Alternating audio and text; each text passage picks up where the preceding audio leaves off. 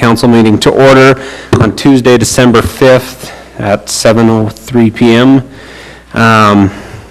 Tonight, we have present tonight Councilman Bedeska, Councilman Wilden, Councilwoman Barch, and Councilman Porter has asked to be excused. Is there anything else on that? McComber's Is he coming? He's not coming either. Okay. He's out of town. So he's been excused also. Okay, invocation from Councilman Bedeska and Pledge of Allegiance by Councilman Wilden, and we'll go from there. Heavenly Father, we thank Thee for this opportunity to meet together as a city and discuss the needs and how best to go forward.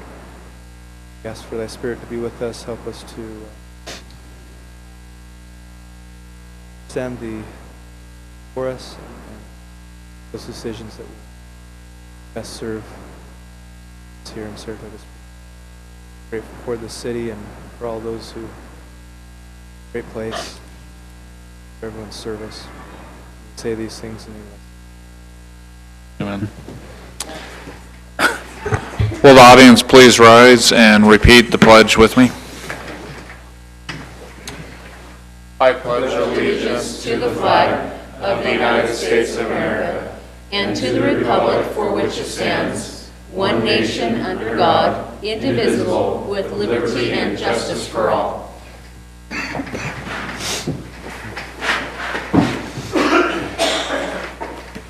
Okay, we have public input. Time has been set aside for the public to express ideas, concerns, and comments. Please be respectful in your comments. Please avoid repetitive comments, and please limit your comments to 3 minutes. There is no public hearing tonight, so if you are here for public input, please come up to the podium and state your name and address for the record. Mayor, clarification, do you want me to run the timer tonight? Yes, if you would, please.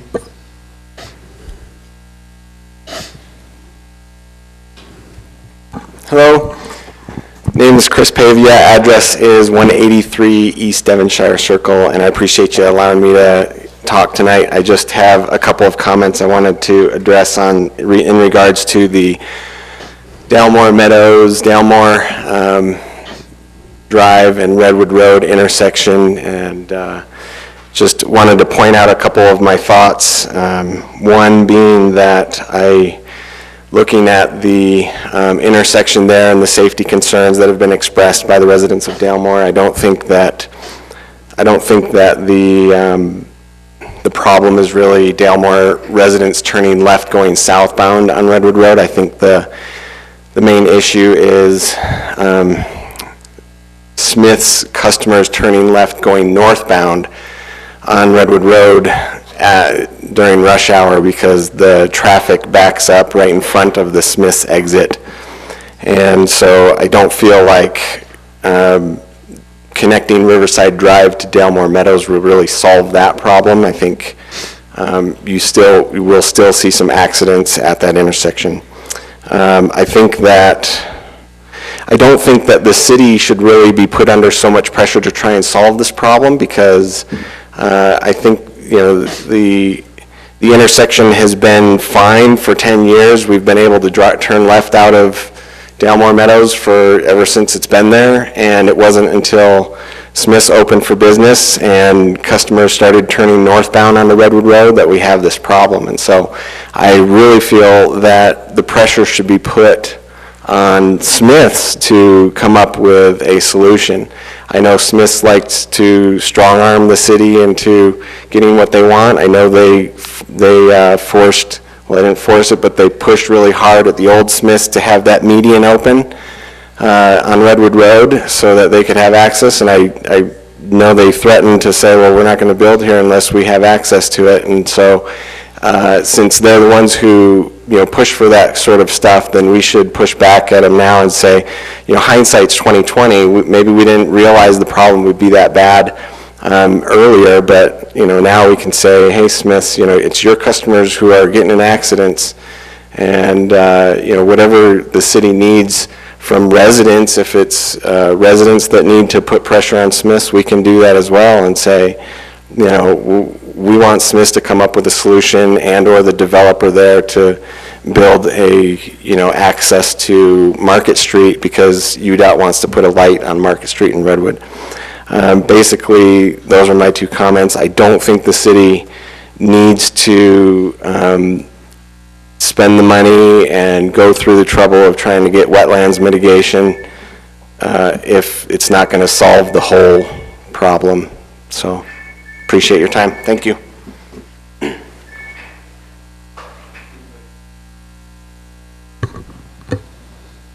Okay, seeing no additional public comment, I will close the public input portion of the meeting.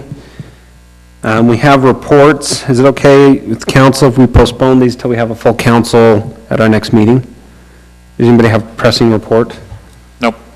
Okay, then we will postpone the reports. Mark, did staff have anything pressing at this time for reports? If we could just reserve some time at the end of the meeting to discuss a couple quick items, that would be great. Perfect. Okay, business items. We have a quick one here, business item number 3, plat, Lakeside Plat 26, final plat, Garrett Seeley Woodside Homes applicant, 2700 South Shorewood Drive. I'll go through that really quick. So you've already seen the preliminary plat. This is the final plat, and it's coming to you because it's in a PUD. You need to go forward to Lakeside. Forward? No, it's right after this. Yes. Yes, there you go. Okay. So anyway, it's surrounding the south end of the golf course. That's the location of the development. And then it just within the city, it's in the southern part of our city. And here you go. It's in the R110 PUD overlay zone. There were some variations to lot size granted with the development agreement that was approved a few years ago. So the minimum lot size in this development is 7,000 square feet, and that was, like I said, already approved. There were some setback variations and other variations that were approved with the preliminary plat. With the final plat, there's a proposed change to the variations, and that is that for lots abutting the golf course, that the rear setback be 20 feet rather than 15 feet, and that the front setback be moved forward 5 feet, so that the living, 15 feet to living space and 20 feet to garage space. In this particular development, there is a 13-foot park strip without a sidewalk, so the homes would still be 28 feet to the curb, to the street. And then, this is going really slow. The plat includes the connection, the road connection, so Shorewood Drive. This would complete the connection on both ends so that it could connect to, I believe it's Fairway and then Redwood Road. And these are the conditions in the staff report, and then the recommended change to the variation. The staff report says 25 feet, and that's intended to be 20 feet actually. So if you are willing to accept those variations, you would want to make that change in when you make the motion. Mark? Yeah, real quickly, this recommendation comes forward after considerable communication with the golf course owners, requesting that we move the homes further away from the tee box for the safety of the private property there. So this is in conjunction with them, and we're helping to honor that request as well. We appreciate the applicant being willing to work with us and the golf course management company. Yeah, what was that? Okay. Is there anybody who has comments on this? It's changing the variation. I just have one question. So with the setback going from 25 feet, or being corrected to 20, was the front setback not being changed at all? So is it still the 20-foot driveways? Right, so let me go back to this slide right here. So what it was before was 20 feet to the living space and 25 feet to the garage. And so with the back coming forward 5 feet, they're asking that the front come forward 5 feet. And if I remember right, when we originally were talking about this, we didn't have a problem with it coming forward because there's actually a much larger park strip area than is normally in our subdivisions, and so we still have the full ability to park a full-size vehicle there without overhanging into the street and the curb and the gutter and all of that. Correct. That was my follow-up question. So in the 13-foot park strip, what's that sidewalk kind of? They don't have any sidewalks in their SSV. development, so it wouldn't result in a vehicle hanging over the sidewalk. Okay. I will entertain a motion. I'll move that we approve Lakeside Plat 26 final plat, Garrett Seeley Woodside Homes applicant, with the findings and conditions listed in the staff report. And I needed to correct one thing. What was it? It's on the screen. It's the 20 feet from, instead of 25 feet. 3A. Modifying the condition, 3A of 20 feet instead of 25 feet. I'll second that. Okay, I have first from Councilman Wilden and second from Councilwoman Barch. Any further discussion? Roll call. Barch. Aye. Wilden. Aye. Podeska. Aye. Motion passes unanimously. Thank you.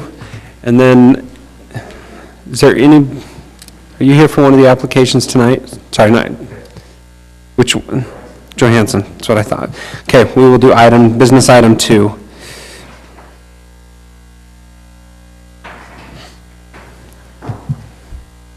We appreciate, an audience, but we don't want to keep you captive.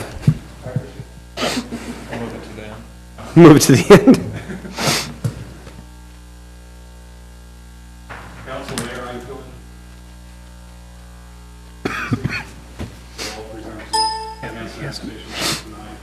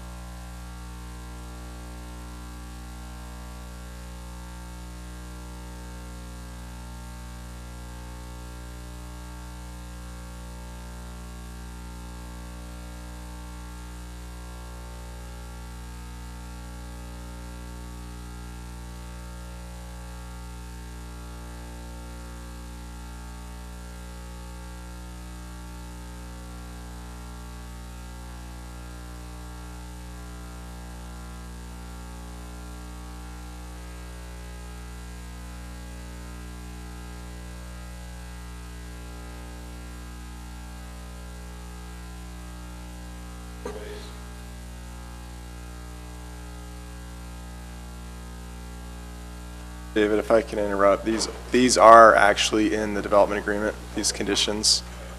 So the draft that's in the packet, that's an exhibit to the staff report, has all these conditions in it. Okay, didn't have my microphone on there. Road improvements, sewer improvements, sewer water connections, and all other requirements that comply with city standards at the time of application for a future change would then be required at that time. The initial development to be used as vehicle storage does not require the installation of landscaping or trail improvements. As a condition of the agreement and zoning request, the developer would still be required to put up an opaque fence 6 to 8 foot tall within 2 years of the date of this agreement. And if the applicant comes in, say, in 2 months to request the conditional use permit, then that fence would actually be a condition that we could impose at that time to go in for that approval. And so at the time of the application for any future use and redevelopment of the site, the developer would be required to install landscaping, trail, and fence improvements, basically all existing standards then, at the time that future use would come in. So again, the regional commercial zone, as we see there, down the road, we anticipate that being a regional commercial use. That would be then in compliance with the general plan. The industrial use is a temporary until a commercial use is viable or 10 years has expired. The agreement will limit it strictly to vehicle storage. That is it. Cannot do any other kind of use. And the applicant's okay with that, and they've agreed to that. Complies with the annexation requirements, and then meet all current code requirements at the time that the commercial zone is then redeveloped. So obviously the standard conditions, the city council can approve the annexation and the zone designation with conditions. They can continue with specific direction to applicant or the staff if they'd like to see any changes or anything we need to pursue further, or then deny based on findings. And then it had to go into small print due to the length of this, but these would then be, staff recommends approval with the conditions and the findings you see here. Just real quickly, as we started working with the Johanssons, this was one of the things that they had requested early on in the process, and so we kind of ran into a bit of a snafu because we wanted to zone it regional commercial because that's our general plan, that's the direction we'd like to go.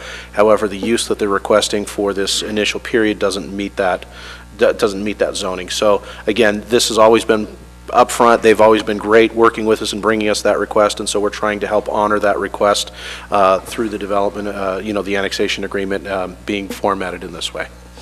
Okay. I'll entertain a motion. Can I just ask one quick Oh, yeah. question? So normally we have, and I didn't see this in there, so what kind of a surety or what kind of guarantee do we have with the fencing? So normally when we have a requirement, because he's got 2 years to put the fence in, Well, if at the end of that 2 years a fence hasn't been put in, and I assume you're going to probably put it in, but per chance that doesn't happen, are we going to have a bond in place? Are we going to have some kind of what are we going to have in place? Yeah, he still has to come back to the city council for conditional use permit approval. You are the land use That'll be authority for part a of conditional that. use permit. And so say he doesn't come in within 2 years, by this agreement, he would still be required to put in a fence. But I suspect that this is the use he wants. He'll come back, you say 2, 3, 4 months down the road, that would then be a condition you can place, that, hey, you've got to do that now instead of 2 years down the road. Right now, he's only basically storing personal property. He's Right. not, he's not engaging in this commercial operation, and so in order to do that, he can't expand that non-conforming use right now. In order to change Until he gets it, the CUP. he has to get the permit from Okay. the city. Okay. Yeah. Very good. Did you have anything you wanted to add, or?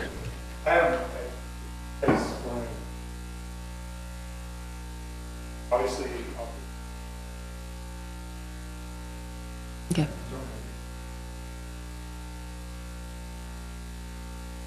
and I recognize this corner sort of ways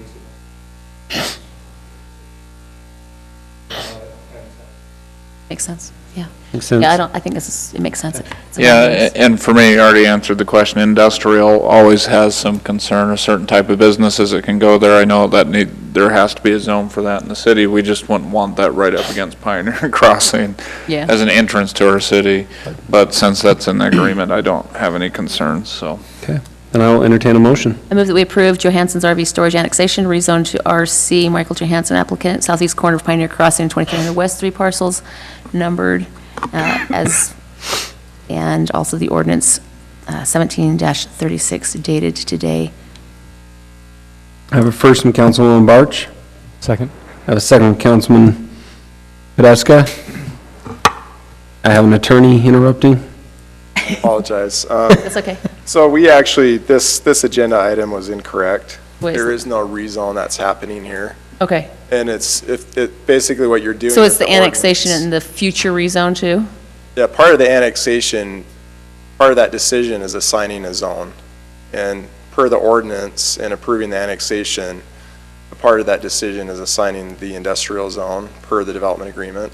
So we're actually rezoning industrial, or not even doing that right You're now? not doing a rezone. We're just doing the approving- annexation? You're approving the annexation the ordinance, and the development agreement. Okay. Are you saying that?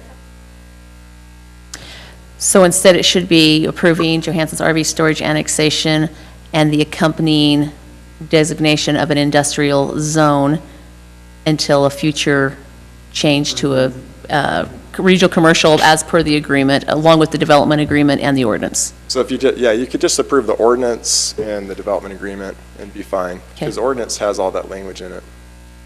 And the annexation, so, Okay. right? So you want me to reword this one more time? We'll start over on the motion. Okay, so it goes like this. Ordinance approves the annexation as well, so. Okay, so amended motion.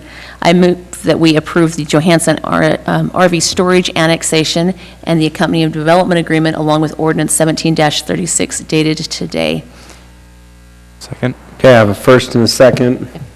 Any further discussion? Roll call, Wilden. Aye. Tedesca. Aye. Barch. Aye. Motion passes unanimously. The budget policy document approval, resolution R 17-100.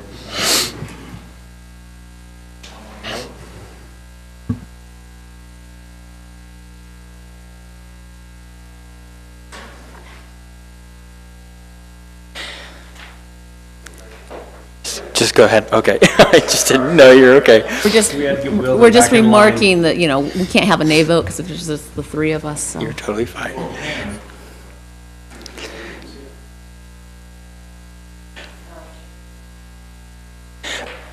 Mayor and City Council, we would actually ask in this budget policy document approval to have another continuance. The reason behind this is we want to look even deeper at the purchasing policy, and also at the January 2nd meeting, we're bringing some additional policies that deal with the financial policies of the city, and it would be nice to do them all together since they all kind of blend in together.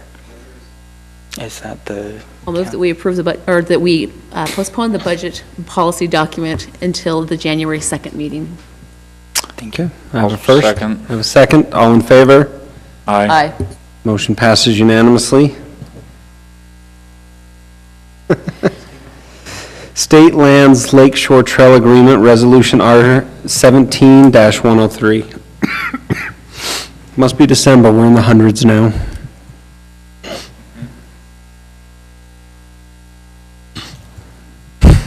Mayor and Council, we were approached by State Lands regarding the boundary with SSD. I don't know if you guys are familiar with it. There was, I think, 3 boundary settlement agreements that they entered into with the developer way back at the, I don't know if some of those were pre-incorporation or on the exact dates of them. And there was some outstanding things that still have never been completed regarding, in a nutshell, I try to explain this in the staff report, the agreement said that they were going to build a trail along the shoreline, and they would deed the state all the property from the upland side of the trail, the west side of the trail, to the state. And in many areas that never happened. They've been working with the developer and some of the property owners to resolve that. And they're getting that done, and they are looking at, they don't really want to own, they kind of realize they don't really want to own the property where the trail's at, but they don't want it to be in private ownership either. So they've approached the city and asked if we would take over ownership of that property that where the trail lies. Typically that's between the back of homes and the lake shore. But as part of that, they'd like us to also be the guardians, kind of the maintenance people of the trail. And I think I haven't reviewed it in detail, but I believe the existing development agreement with SSD stipulates that the HOA will maintain the trail. And so this would be a policy change insofar as that goes. The other thing it has to do with is the ongoing discussion they had with boat docks, which I think they still kind of have a moratorium on the application of boat docks while they're resolving that. But they'd like the city to be the adjacent landowner because that allows some better control over the implementation of that. If and when they do allow adjacent property owners to build boat docks, they're really nervous about having, dozens or more of adjacent property owners that could all have individual boat docks, and what they see is problematic based on their experience at other lakes. They're trying to encourage shared or community boat docks if they were even to allow that. So this would address that issue for them too, because the city would be the adjacent landowner, and then we would kind of help be a gatekeeper to the controlled and proper implementation of access to the lakeshore. So there's some benefits to the city as far as getting the property, being able to maintain a regional trail to a standard that is for the benefit of all residents. You know, there are some complaints that the trail in some areas is not necessarily the most well-maintained. And certainly the city has the resources and the experience to do trail maintenance above what an HOA, you know, does. That's probably not something people in HOA really understand what it means to do, nor have the equipment or experience to do that properly. I try to give you at the bottom of the staff report some ballpark idea of what trail maintenance costs. I met with the Parks Department and the Streets Department, and we kind of went over some of these costs. You're looking at, most common thing would just be vegetative control. As you know, the vegetation down there grows quite rapidly, and so the most intensive thing would be just to get out there periodically and maintain the vegetation. The trail is a variety of surfaces. I think some places it's asphalt, some places it's road base. So that does require maintenance, not every year, but occasionally. If we were to agree to this MOU with state lands, they would basically deed us the properties they're in ownership of currently. And I believe they intend to actually acquire more properties. They are still working with some of the property owners along Amanda Lane. And those would potentially be another MOU covering those parcels. They would, I'm guessing, would like to transfer to us. We have been very successful in getting grant monies through Mountain Land Associated Governments to do the trail. We did the North Lakeshore Trail last year, and I believe in 2019 we're due for another $1 million that Gordon and Kimber were able to secure last year. That would cover the trail up by the clubhouse, the SSD clubhouse, marina, and down by Amanda Lane. And then we're also potentially going to apply this year for some of the trail down closer by the golf course. So that's the other benefit there is we could go after continuing funding to really enhance that trail. So if you have any questions, I'd be happy to answer them. Councilwoman Parch? On this, so normally these kinds of trails where it's going to be part of the entire Lakeshore Trail system, I would think like the Jordan River Trail would actually be county owned and maintained. I mean, they were very specific. For example, the Jordan River Trail through Inlet Park and through the RC Park area, they would not give that to us. Is that not something that they're contemplating for the Lakeside Trail? Because they're master planning the Lakeside Trail around the county is. I've heard nothing about the county maintaining anything west of the Jordan River. You know, they do maintain the trail on the North Lake Shore, at least up until it hits Loch Lomond. We maintain the piece in Loch Lomond, I believe. So maybe other staff could enlighten me, but I've not heard anything about that. Never actually had that conversation with them, and if you'd like, you're welcome to table this and we can ask them that question and come back to you. You know, at our next meeting, once we have an opportunity to have that conversation, happy to invite representatives to come. I mean, because part of me likes the fact that we would be in control of it and not the county, because we would have more direct, immediate action available to us for different items, both maintenance. But on the other hand, I don't want to get to a point where, for whatever reason, because we've been early adopters, let's say, we're maintaining this section of a trail, and magically the other cities all get their sections of the trail maintained by the county. Well, and I think there's a parity conversation. If that becomes the case, then we certainly could, you know, work with them to deed it back over to them on the same premise of, hey, you're already doing this in other communities. This just is not a fair thing. So it does give us an advance opportunity to start to control and take our own destiny. And we have talked with, you know, state trust or forest fires. Current state lands. Yeah, state trust. Fire, FFSL. FFSL, whatever. Those people about taking this particular trail. The thing that I do like about this, and really I think the huge advantage that Jeremy's talked about, but If we want to do private boat docks, if we own this trail, then the state has indicated they would be much more willing for us to develop a permitting process. I get that. And then, as long as we're kind of managing the permitting process, our residents could get boat docks out there, shared community docks out there right away. So that's the advantage to this, is we would then have the ability to do that. I think if it goes to the county, I think we lose some control on that. Absolutely. And so, I think with the county's participation, I think that right to manage boat docks probably goes to them, whereas if we have it, then we have the opportunity to do that. So Jeremy had also mentioned the maintenance issue. We're not conceding any arguments that we'd have under a development agreement. This agreement just requires that it be maintained by the city, and if we use the development agreement to require the SSOA to maintain it per the original master development agreement, I don't see how that So we're would be a maintaining it with them as violation. our subcontractor, so to speak. Right. But we'd have to oversee that and make sure they're actually maintaining it per the agreement. Have we had a conversation with them on that? I mean, my hesitancy is, hey, we're gonna take ownership of it, and then now you guys are gonna do it over there if we haven't had a conversation with them.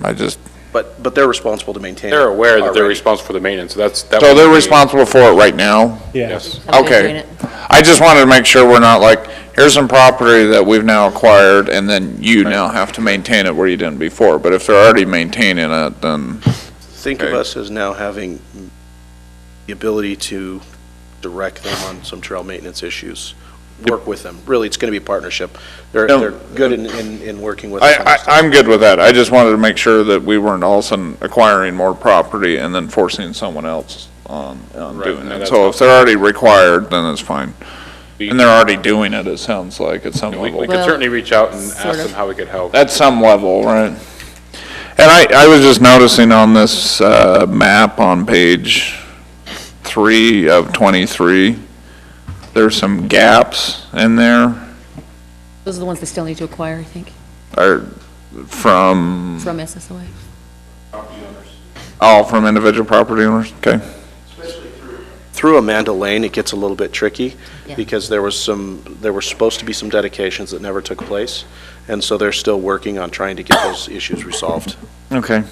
I would anticipate future MOAs or MOUs as they clean that up, and that way it would be continuous. So this just covers what they currently have in their ownership. Laura Alt said that in our meeting that they would have us sign an agreement that was the same as this one. For the future. When they're able to acquire those properties. Oh, and so they're gonna acquire it from the property owners, and then And they'll we would turn it have over a to us. conversation. They're working through, they've sent some demand letters out, and they're contemplating now what to do, whether to As long as they're work with working through that, lawsuits or not so us. forth. Nope. We discussed I mean, the- if you want to, but I'm okay, so. We discussed the financial impacts to the city, and really the risk was pretty low, because worst case, if they don't like the way we're doing it, the only remedy is to take back the property. So there's, if it doesn't work out as far as us maintaining it, then it just goes back to the status quo, which is, it's back to state lands, and so didn't seem to be a huge risk to the city in that aspect, because there wasn't. I see some huge advantages. I just want to make sure that down the road, if other cities get, I think our intent is to have a Maintenance trail taken system care that is of high quality for all the residents Right. to use, so. exactly. Can I make one suggestion in the agreement? As I was reading it, I realized that it could be interpreted to that maintenance obligation is the non-delegable duty that the city has. So I'm sure they would not be opposed to adding some language to say that we could require a developer per development agreement to maintain that, so long as we're ensuring that the maintenance happens. So if you can add that as part of your motion, we can approach FFSL, and I actually know the attorney that drafted this, and I could ask him that question. Fine with that. Okay. I'll entertain a motion. He wanted to really make one. You want to do it? You really wanted to make the motion? All right, I motion to approve the State Lands Lakeshore Trail Agreement Resolution R17-103 dated today with the Additional? additional How did you phrase that again? Judicial language that can be delegated to. If agreeable by FFSL, add the language where that maintenance obligation can be delegated to the HOA. Oh, okay, to allow the maintenance of the trail system to the HOA in agreement with FSSL? Forestry, Fire, and State Lands, FFSL. Okay. Okay, I have a first from Councilwoman Podeska. I'll second that. A second from Councilwoman Barch. Any further discussion on the motion? Councilwoman Podeska? Aye. Barch? Aye. Wilden? Aye. Motion passes unanimously. We have item number 5, consideration of temporary land use regulation regarding drinking water rights, ordinance 17-37. Let me just start out really quickly, just explaining what a temporary land use regulation is. It's a prohibition on development activity that the council can impose if they find that there's a compelling countervailing public interest. That temporary land use regulation can't last longer than 6 months, and you can pass that even if there hasn't been a recommendation from the Planning Commission. So that's what you have in front of you as far as the legal aspects of it. And the particular issue that we're dealing with is the water rights and sources, and per the impact fee studies that have been recently done by Hanson, Allen, and Luce and adopted by the council. You've seen in those studies that we're running out of rights, actually out of rights and sources, and so we're requiring new development activity to acquire that water from central Utah or bring their own rights and sources. The problem is that ordinance doesn't go in effect until February 12th, and so what do we do now? We have an impact fee law that's on the books that still is in effect until the new one goes into effect, that allows development to pay that impact fee and then use city water rights, drinking water rights and sources. And so this temporary land use regulation would put a hold on that. So in a nutshell, this says you can't build unless you bring water that's accessible to our system. It's basically fast forwarding that requirement. Okay. That will be in effect permanently February 12th. And we set the date, and Mark can explain his thinking on that, as January 16th as the effective date of this regulation, to allow the final plats that are working through the final details and paying fees and so forth to be able to record. But we wouldn't allow any new developments to start. It's only those that are already in the final plat phase. Correct. I mean, That have water. they've got to They've be already able to got water. record a plat, yeah. We've had people come and request, hey, can we reserve water? This is the recordation of their No, you can't. of their plats. So basically, anyone that's in that window that can get ready and be done by that time period, that allows one more meeting in the 1st of January, theoretically, for them to get a final plat approval from the council, at which point they then could, move forward with that particular option of getting their plat recorded. I like that because then it's not a complete We were trying to bait find and a, switch for those that are already in process that have already we were trying to find had a agreements. fair solution to it. We do have some water rights, but not enough to continue the level of development we've got. And then, basically, the 15th is a Monday, the 16th is your next council meeting, and so the 16th having this become, 15th is the last day to record under the old rules, and 16th is where that line is Exactly. drawn. Okay. It's part of it. Part of the It's motion. part of the ordinance. Yeah, it's part of the ordinance. So you can just adopt the ordinance because it has all the findings in there. Perfect. I'll entertain a motion. I'll move that we approve the temporary land use regulation regarding drinking water rights, ordinance 1736. I have a first from Councilman Wilden, Second? second from Councilman Podeska. Any further discussion? Councilwoman Barch? Aye. Wilden? Podeska? Aye. Motion passes unanimously. We have the Personnel Policy and Procedures Manual Update, Resolution R 17-104. Good evening, Council. Most of these updates have to do with the URS audit that we went through this last year and things that they came back through us, some other state and federal laws that have come about. We also added a couple sections having to do with some of our liability things that have come back from our insurer, such as our driver's policy, keeping track of how many people, how many accidents they have, and how many driving violations, those kind of things. Do you have any questions about any of these updates? Just in compliance with the URS findings. I actually did have a couple of questions, but my computer's causing issues, so they weren't anything of substance. It was just minor questions. I can ask them later. I mean, my thought reading through some of the changes is, unfortunately, we had to put rules in place because someone did something like that at one point, so. Not here, I but was gonna ask, this somewhere. wasn't due to the use of the car on Saturday when I borrowed it, right? There are a couple things too I just wanted to mention really briefly, because these were additions that I had made that would allow Mark to establish a more thorough policy. But there's a tuition reimbursement, and there's some language in there that basically delegates to the city manager to come up with a tuition reimbursement policy. And it has some goals that are listed there, and so long as he can do that consistent with the goals that the council sets, that's a delegated duty, as well as the, what do we call it, telecommuting policy, and that's delegated to the city manager as well in that personnel policy. That way it doesn't have to come back to the council every time a minor adjustment needs to be made. Okay. Perfect. I will entertain a motion. I'll move that we approve the Personnel Policies and Procedures Manual Update Resolution R17-104 dated today. I have a first from Councilwoman Barch, Second. second from Councilwoman Podeska. Any further discussion? Councilman Wilden? Aye. Podeska? Aye. Barch? Aye. Motion passes unanimously. We have item 7, the 2018 City Council Annual Meeting Schedule, Resolution R 17-105. And this is just an exciting meeting tonight. Mayor, I just had one question on this really quickly, and I think we could probably just do the motion after that would be my guess, but I was wondering if we talked a little bit about this, but time-wise, we've got it set right now as our policy meetings always start at 7 o'clock. It would be nice for staff and not to have them stay around quite so long.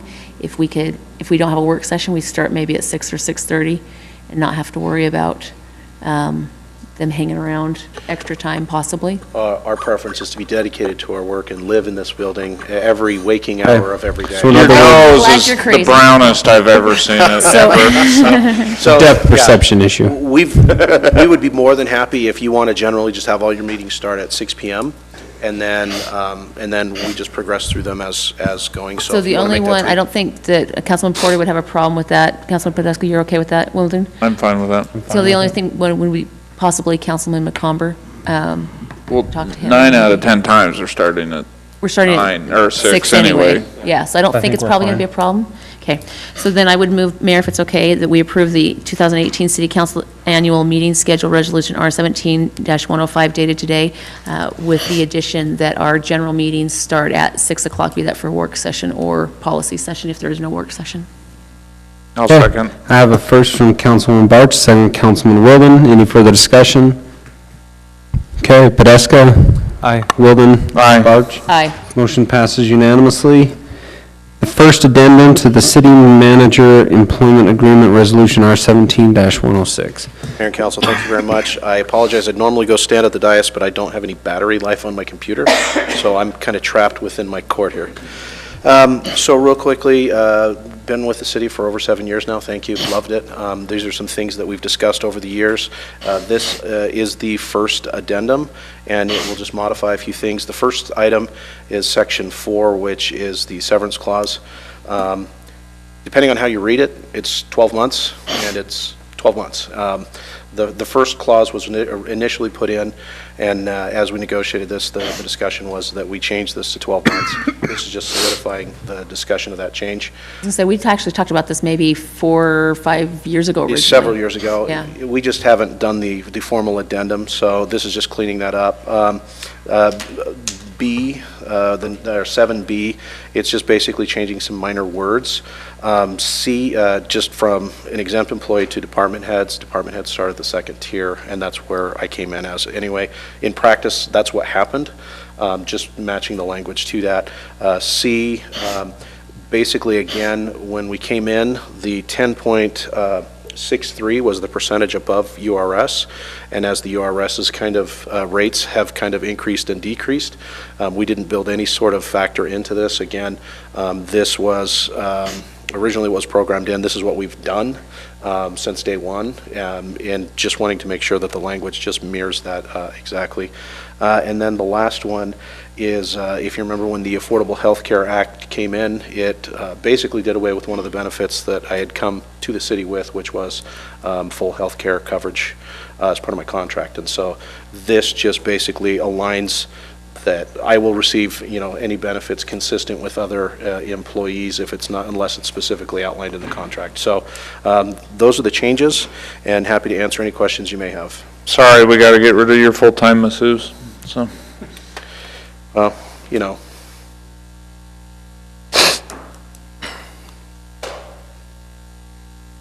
So probably this is consistent with what pretty much has been implemented over time. And so if you have any specific questions, happy to tackle it. If you want to. The only question I have is in section 4. I thought we had agreed to the 12 months starting from the date of termination, or until equal employment was found or opportunity. That way, if month 1 you go and become the city manager of Lehigh, you're not collecting 2 paychecks for 11 more months. So it kind of, that's what we had originally put in the agreement, but if you remember, and right now, Jim, you're the only one Mayor, you're the only one that was here. That was the original language. If you notice, that's what's struck out. One of the things that we had done was in my first performance evaluation, come back and basically said, just go to a straight 12-month separation or termination agreement. Again, my position remains. If y'all don't want me, please just let me know and I'll happily go find another job. Please don't terminate if it's not necessary. I'm happy to go out on good terms with the council. So that's pretty much what we'd negotiated about 6 years ago. And so again, this is just formalizing that language. If you remember, I believe Councilman Tooley was the one that kind of insisted on the 6 months plus 6 months comparable, if you haven't found comparable employment language. And that was the thing I brought back in the very first employment evaluation was, and even when we signed it, if you recall, I'd indicated to the mayor and council at that time that, that's the first thing I want to change, because in my previous job I had a 12-month severance package. It was something that the council wanted to make sure they were comfortable with, and was something that was negotiated early on. From my standpoint, in the financial industry, regardless if you find employment or not, that usually doesn't have anything to do with your severance package. No, I just remembered there was a discussion when he said Councilman Tooley. I remember that was an odd thing. That's why it was sticking in my mind. No. So you're correct in the recollection. I just had to get the gray matter working to find it. I wasn't being argumentative. I'm just bringing up that's not inconsistent with any other industry out there, because it's determined on the level of employee as well as the tenure. So. And the market typically dictates 1 month per $10,000 of salary, which is typically, the way that's calculated as far as HR standards go. That makes sense. Sorry, I just... Nope. Happy to do it. And again, I apologize to the council. A lot of these are things that we've discussed over the years. Yeah. And this is obviously the first addendum that we've done to the contract in 7 years. So with this, though, it pretty much solidifies everything that's been agreed upon. It's everything that in practice has been taking place and matches, all of the previous performance evaluations that we've had. Sounds good. I'll entertain a motion. I'll move that we approve the first amendment to the city manager employment agreement, addendum, sorry, not amendment, first addendum, there we go, the city manager employment agreement, resolution R-17-106 dated today. Second. I have a first from Councilman Wilden, a second from Councilman Podeska. Any further discussion? Councilwoman Varch? Aye. Podeska? Aye. Wilden? Aye. Motion passes unanimously. The garbage fee amendments, resolution R-17-07. You're talking trash now. I am talking trash now. Mayor and City Council, we've been analyzing the garbage fund for quite some time. It's our smallest enterprise fund so far, and there's been a couple of factors that have led to a decreased fund balance in the garbage fund. On the staff report, you'll see on the background, the recycling costs have increased due to spoilage. When the council originally directed staff to pay down or to use fund balance that had accumulated in the garbage fund, the recycling actually made revenue for the city. When it was processed through Rocky Mountain Recycling, they actually paid us back money for that recycling. China actually now requires it to be tier 1 garbage when we ship it to China, which is where our recycling goes, which makes it very hard, so the commodities markets drop. So we've gone from like $240 a ton for cardboard to, I think, $50 a ton for cardboard, and then other materials, and that has to do with China's not buying the commodities like they were to recycle and sell back. So I was just, from our board meeting at North Point, that was a big discussion for the recycling commodities we got there, was the market has really substantially dropped. So that's been one of the key factors, but also the other factor is we've not passed along a rate increase for a number of years. Daniel, when was the last rate increase that we did? The last rate increase that we passed on to the citizens was in 2012. So, I mean, we've gone in essence 5 years without passing on a rate increase because as you directed, we spent down the fund balance. We used that fund balance to purchase cans as well when we were getting behind on some of our recycle cans. But for the most part, we think that it's a very modest increase. We discussed it during the budget process last year. We've presented the analysis for you and would be happy to tackle any questions that you may have. It was 96 cents a can a month, right? Yeah. I did have one. That's a straight pass-through to the service providers. Pretty much, yep. Okay. I did have one question. It's not specifically fee-related. I had a comment from a resident, and so this is kind of a timely discussion, but she happened to be out while they were collecting today and noticed that a lot of the recycle was blowing out, and the driver was actually getting out and collecting that and putting it back in the cans and kind of cleaning up, which is phenomenal. But what she was wondering is there something that we're supposed to be doing as residents to contain that a little bit better? Are we supposed to be bagging our papers? Are we supposed to be bagging that stuff to So put we into our cans? shouldn't be using garbage bags because that is You can't recycle it. non-recyclable. Yeah, Right. so, I mean, typically, if you're putting the heavy things, on top and the lighter things on the bottom, But that's it's all great. recyclable, which is all pretty much lightweight. Some of it, yeah, I mean, it just kind of, if you shred paper, Metal's please don't not. put that on top, But it's a challenge. We do have some good service providers, and we're pleased with the service. That contract will expire in 2021, I believe.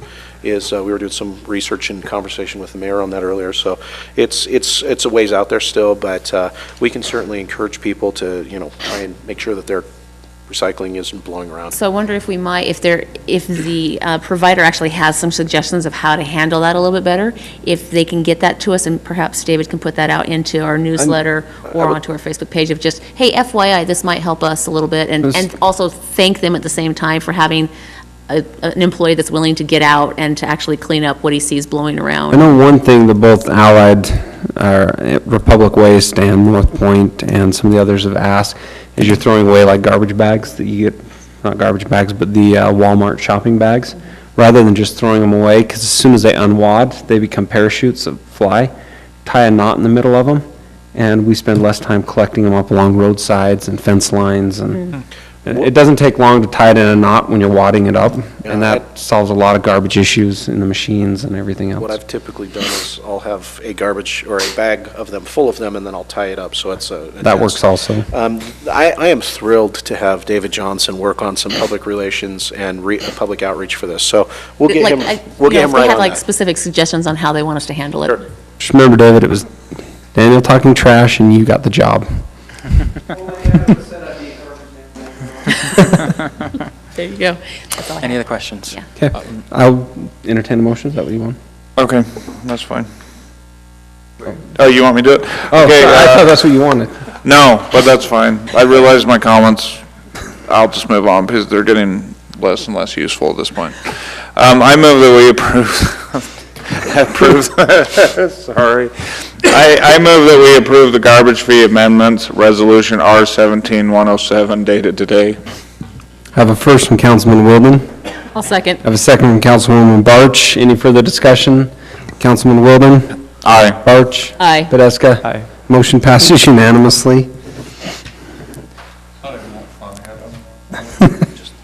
Water rights purchase and exchange agreement with the City of Spanish Fork and Westfield shareholders, Resolution R17-108. Mayor and council, thank you very much. This is pretty straightforward. We have an opportunity to acquire some water rights from the Westfield shareholders. Spanish Fork is interested in getting those water rights into their system. We would like to purchase those water rights and then exchange those with Spanish Fork for some other water rights that they have that we could take out of the canals in this area. The way that the Constitution works is you cannot sell a water right, but you can do an exchange of water rights between municipalities. And so this is kind of a fairly easy transaction, we think. The canal shares are pretty straightforward, pretty safe. We will have to file a change application, so it's not an absolute slam dunk, but we're fairly confident that we'll be able to access those water rights through the canal companies that are, it's the same canal company. So And this is secondary water. This is secondary not water, the culinary not like drinking we water. It has discussed nothing to do with the earlier. previous items. So this is all secondary water, and we think that it's a relatively, it's a great price. It's a great transaction. We're looking for your approval on us being able to acquire these water rights and then initiate this trade with Spanish Fork. And then we'd obviously be going through the change application portion of that. May I ask a question? When the trade's done, can we pull it out of the lake as well? Is that how it works? We will be looking to get it from either the canal or the lake. That would be part of the change application process that we'd look at in the future. Okay. But again, we're acquiring water rights that are in a water company that's currently in our city. So it seems a pretty good transaction for us. That's great. It's great for both cities. I will entertain a motion. I'll move that we approve the water rights purchase and exchange agreement with the City of Spanish Fork and Westfield shareholders, Resolution R17-108, dated today. Okay, I have a first from Councilwoman Barch. Second? Second from Councilman Podeska. Any further discussion? Councilwoman Barch? Aye. Podeska? Aye. Wilden? Aye. Motion passes unanimously. Item 11, the boundary agreement with the City of Lehigh, Resolution R17-109. David, yes, we do. David, can you pull up on the common drive? Just the last 3 documents that were saved.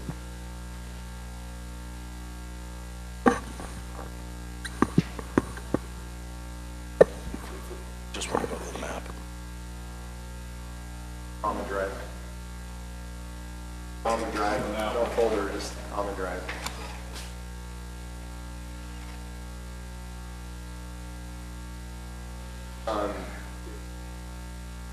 Look at Lehigh boundary exhibit, nope, you just passed it. Right there, PDF, one more down, right there. I'll work predominantly off of this.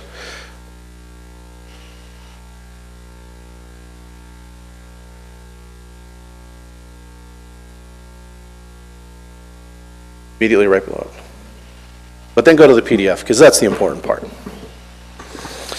Mayor and Council, this is something that really is the nexus of this came about when we went to the Boundary Commission a few months ago on the various annexations that the city is working on. Specifically, we were directed by the Boundary Commission in no uncertain terms. They said, cities, figure it out, work it out, and let's not have any more disputes at the Boundary Commission level.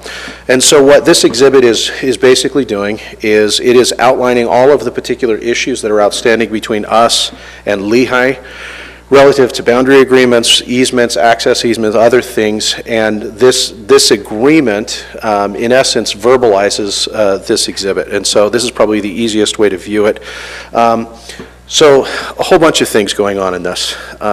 If I could have you scroll down and show Pirelli. Okay, that's perfect right there. So in essence, the dark black line, and then you'll notice there's a gray tint, that's Lehigh city boundaries, and then our Saratoga Springs city boundaries is a little bit lighter color.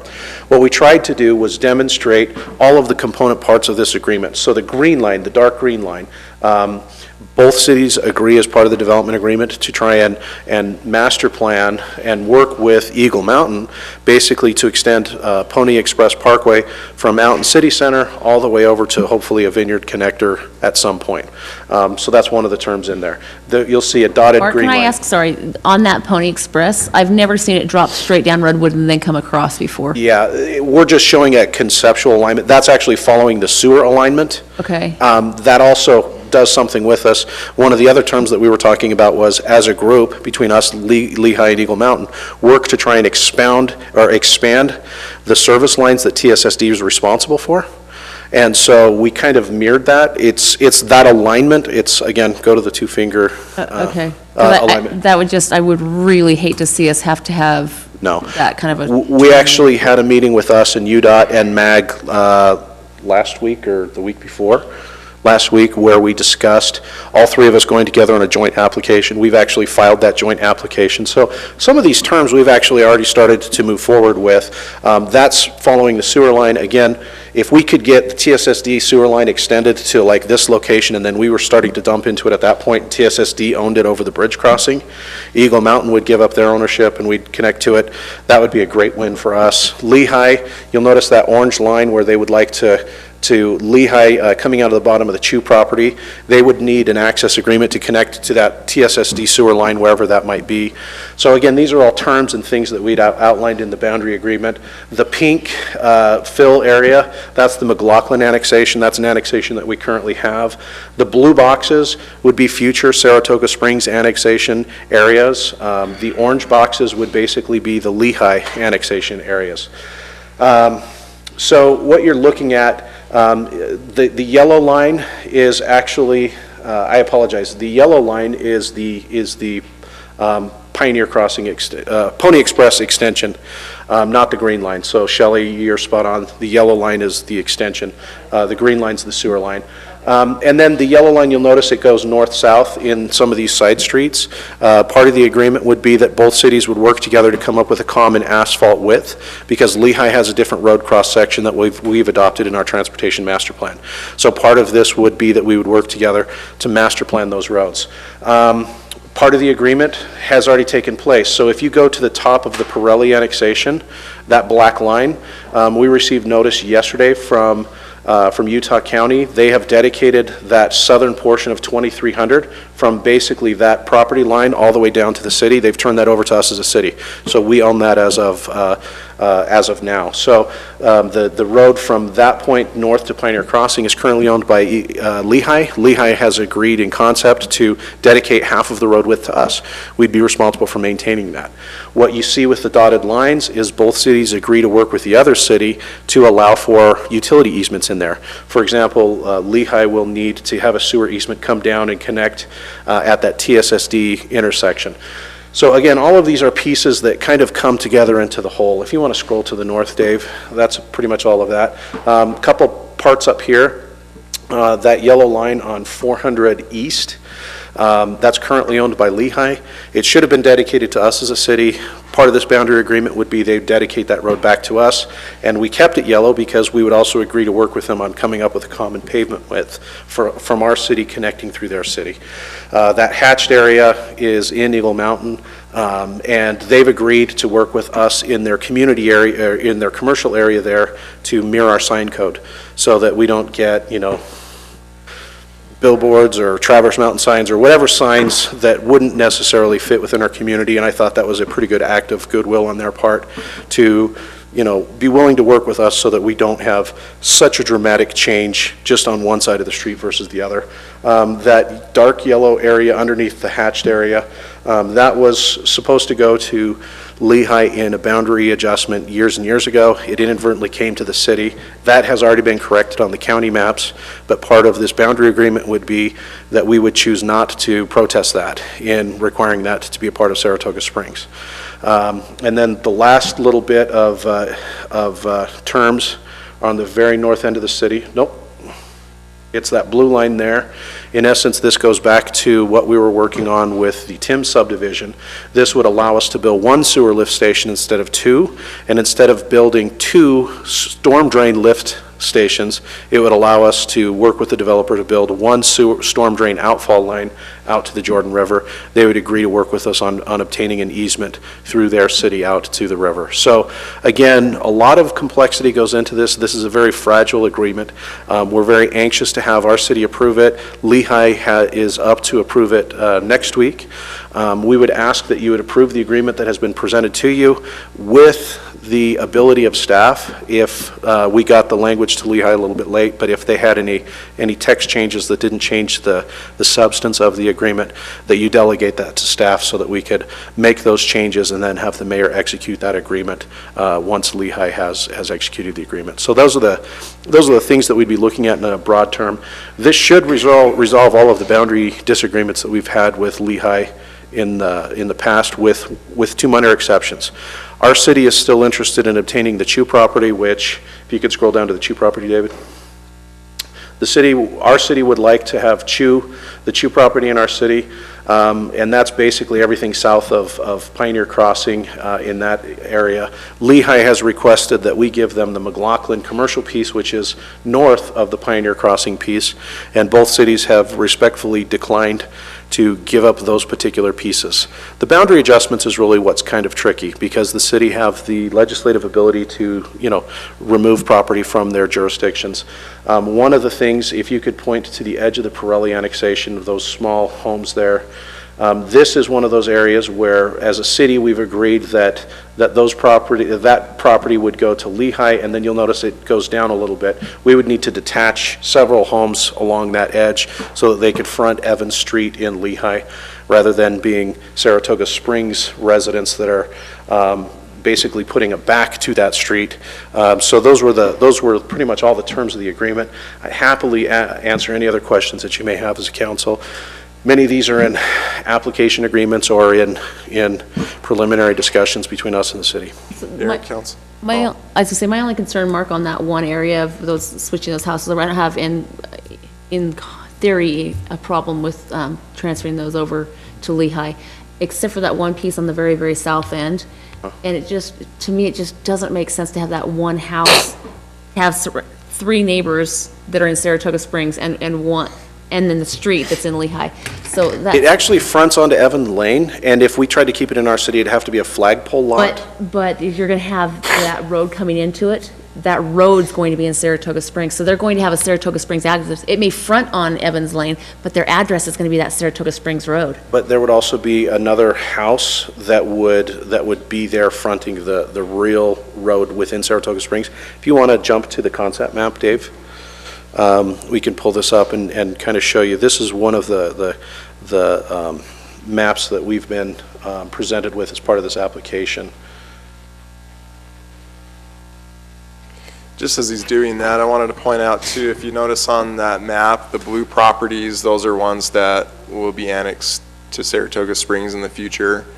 And then it also makes it a requirement that the annexation expansion area maps be amended so that there aren't these overlaps. So this was the original concept plan that we got that shows us backing that road, and it becomes a really kind of an odd corner lot, flag lot. Click on the active GIS, the active one. So this would be it facing that. So the front of this would face it, but all the other lots would be facing towards And I get that, but what I'm looking at is that lot actually is not, it's not going to be addressed on Evans Lane. It's going to be addressed on Hopkins Lane. It doesn't make sense to have that one lot.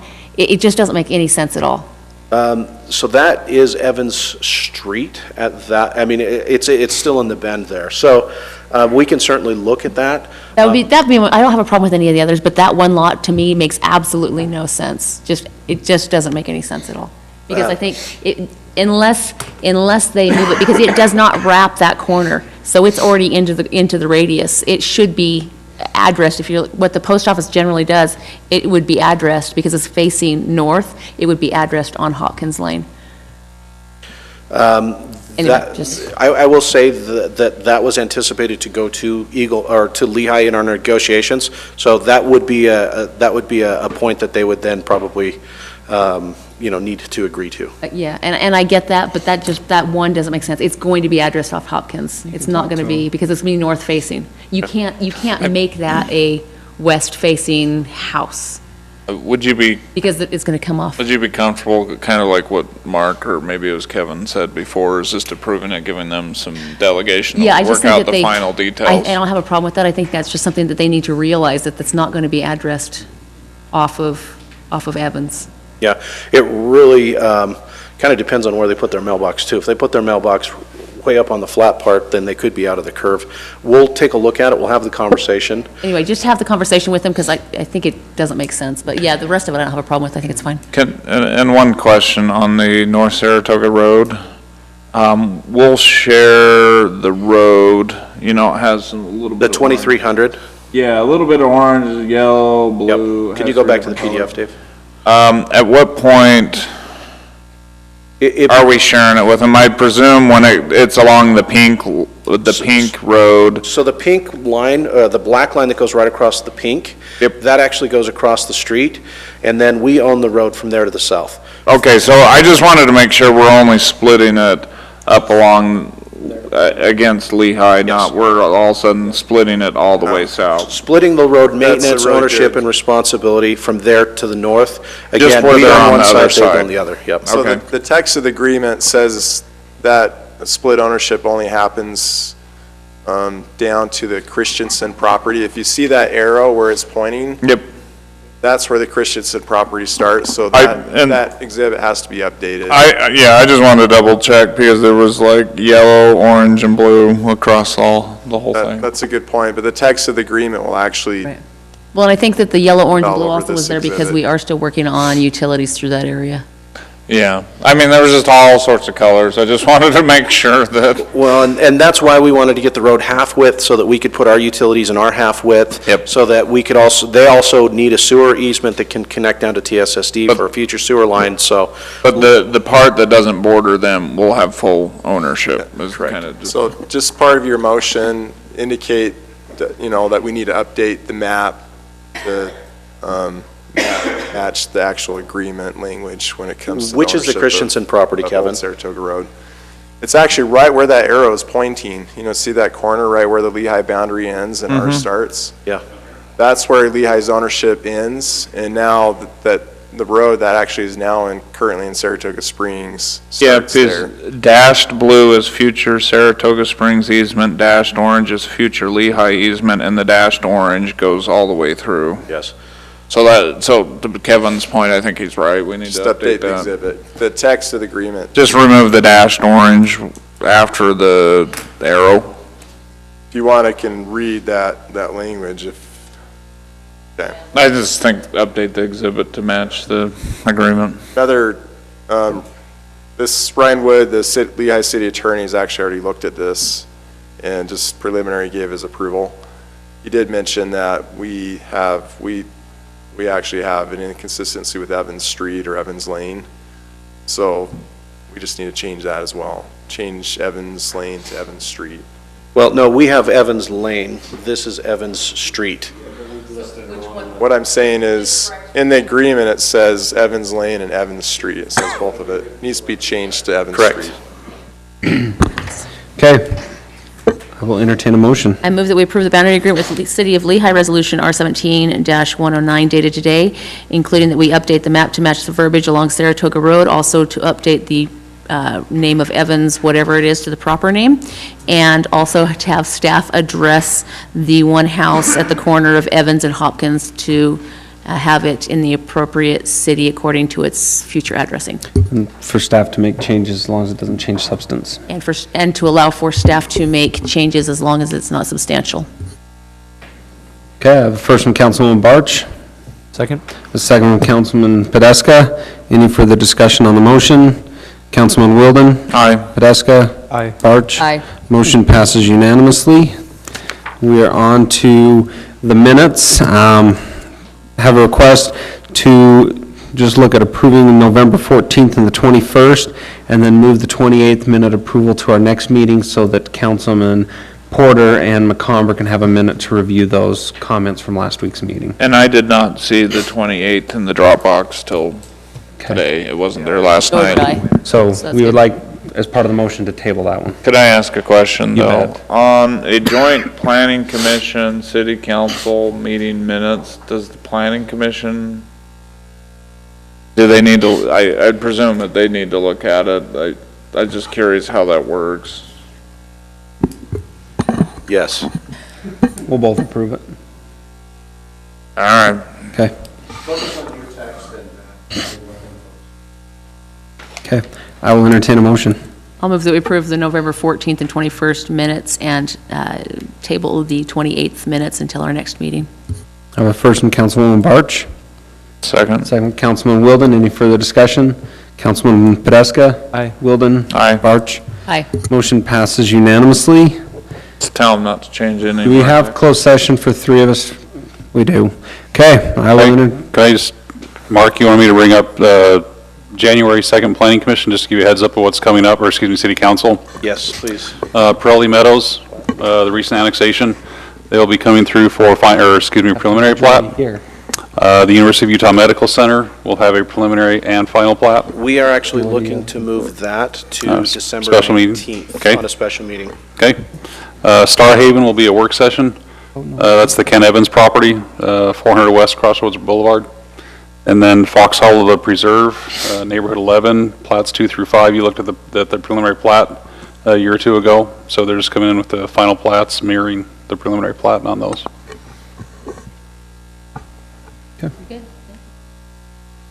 For the closed session? If I could, real quickly, one administrative report. One of the things that the council asked Owen and I to do some time ago is to start looking for potential office space. We've identified some, want to get kind of a pulse from the council as to your feelings. If you recall, Sterling Jacobson has been working on a product here in town that's office by the hour. He has not fully launched that model. We had a quick conversation with him, and he indicated a willingness to be able to rent to us in a long-term situation. It is fully equipped, with the exception of computers. It's got phones, it's got internet, everything pulled to it, and it would be about 1,300 square feet that's available for us if we choose to do that, and he's willing to lease that to us on a long-term basis until we could get the police station built and get some additional room in this facility. So I just wanted to present that to you. Happy to answer any questions about that. Have not entered into any long-term lease agreements or anything like that. I'd be happy to discuss that with you, but he's looking for about $2,500, $2,550 per month for 13. What was that per square foot then? It's a little less than $2 a square foot.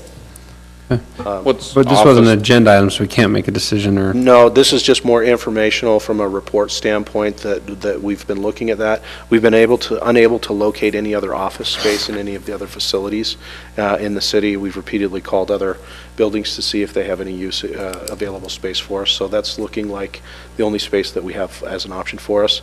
We could look at doing a remodel like that on some of the vacant parcels in the Smith property if we chose to do that. However, we'd then be incurring the cost of equipping them and preparing them. So the disadvantage is we would be kind of gobbling up the last remaining office space that's currently in the city. The good news is that tells him he's got a viable business model, and he may look to do this in other locations, vacantly owned locations. Is it set up with I'm Yeah, so- comfortable moving forward with that as, like a work session. It's not a work session, but is it like cubicle space or is it office space? Yeah, et so he cetera? has 2 cubes that are 8-foot walls with doors on them, so semi-private. They are open rafters, so, there is still some sound spillover, but he has 2 of those, and there's 3 workstations in each of those, places. There's then 6 cubicles along the side wall, which are about the same size as our cubicles here. And then there's also a conference room there. So we would be able to take the conference room. It has restrooms, it has a break room. Owen and I have been looking at potentially, the ability to move some staff over into that location. Our goal is to try and move people only once. So trying to balance that, but also make sure that those people that need full privacy offices have the ability to have access to that. But it would give us basically another conference room, which is fully equipped with projector screens, whiteboard, things like that. Good idea. it's larger, slightly larger than our current conference room.